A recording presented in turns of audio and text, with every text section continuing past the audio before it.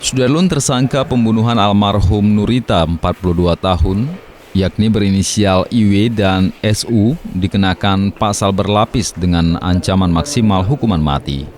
Dalam konferensi pers Rabu 3 Juni 2020, Kasat Reskrim Ibtu Arif menjelaskan, tersangka IW dan SU dijerat dengan pasal 338 KUHP dengan ancaman hukuman paling lama 15 tahun penjara dan junto pasal 340 KUHP dengan ancaman pidana mati seumur hidup atau paling lama 20 tahun penjara.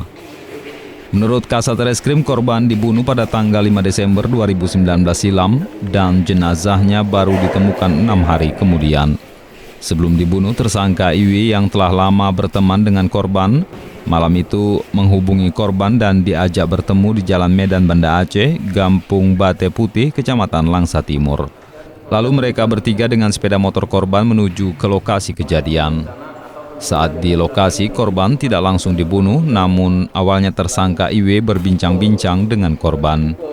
Ketika Nurita lengah, tersangka SU dengan cepat memukul kepala korban sebanyak 1 kali dengan kayu balok yang telah dipersiapkannya dan korban pun langsung tersungkur.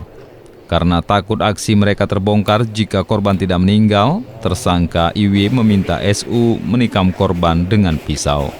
Setelah itu, timpal Ibtu Arif, tersangka IW langsung mengambil perhiasan emas yang dipakai korban.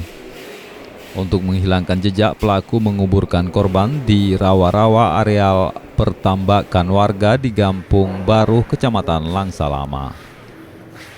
Dari Langsa, Zubir, Serambion TV.